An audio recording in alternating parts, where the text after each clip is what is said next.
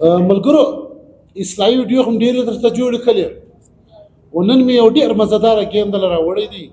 چې ویې ګورئ د خندا د لاسه به مې په پښتورګو درسي نو که زما انډیوالان په پیرکو په زرداد کې هر چا وکړي دغه 1000 روپۍ څه دي دا زه ستاسو در مخ ورکوم چې دوی دا ګیم د ما سره وکړي او دا 1000 روپۍ زه دا که پیرک وکړي هم ورکوم که زرداد دا ګیم وکړي دا 1000 روپۍ نغدې ورکوم ستاسو در مخ مې ورکوم او ملګرو ګیم را سره وګورئ ډېر بد به پر وخاندئ راسئ ګیم را سره وګورئ اول به د زرداد سره ګیم جوړوم دویمه د پیرک سره ګیم جوړوم دوی دواړه نشته راځئ ورسو دورې اول به زرداد په مخه واخو بیا به پیرک په مخه واخو ویډیو را سره وګورئ ډېر بد به پر وخاندئ زرداده نن ما ته یو ګیم راوړی دی چیرې دا ګیم وکړي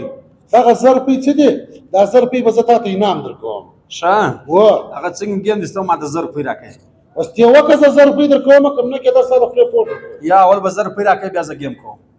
مړه ته خو ګیم وکړه به زه 1000 روپۍ درکړم چا مخکې تنخوا ورکړې ده که ته غواړې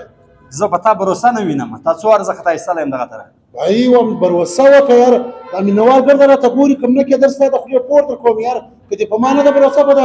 خپل مینوال فیصله وکړه یار مینوالو بالکل زه په تی باندې بروسه کوم که چیرې ما دا ګیم وکړي عثمان هغه ما ته پیسې نه کړه بس بیا ته یې جرمانه کړي صحیح بھائی درکوم یاره دا زبان دی یار بس ټیک صحیح ده ګیم کوې ګیم سټارټ چې څه ته راځه کوم هغه ته رابطه ټیک صحیح شو دا څه شي دی صحیح ها ها ها ها ها ها ها ها ها ها ها ملګرو بیا پاټ را سره وکړي خپل چا مې بیا هم وکړي خپل چا مې نه کوي ویر دا دې وګوره څه چا مې را سره وکړي ما سره ملګرو د ده خو مې کار وکړي پیرک ته به نه وایه لونی خونه په ما دا چم کړی دی په هغه مې ضرور راځئ په پیرک باندې هم دغه یو ګیم کوم را سره ویې ګورې ډېر خوند به پر وایي پیرکه تا له مې یو ګیم راوړی دی چیرې کې دا ګیم تا وکړي دا 1000 روپۍ نغدې درکوم د ټشه ګیم دی یار د ټشه ګیم زه 1000 روپۍ بالکل که دې وکړي درکوم یې دا خو چې سره ورځي لا کوم د پرز رای دی اجسا انا ونس چې زه څه ته راکوم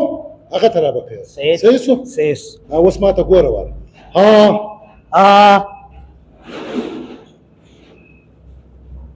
اینې اوکې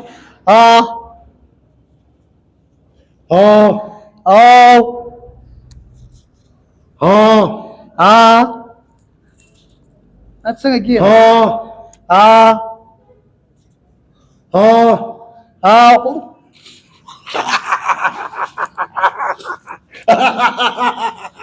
پاټ دی وکی کابل زرا وسمول درځه ګیم د 1000 روپۍ قسم خدا کا یا تب لاړ شي یا بل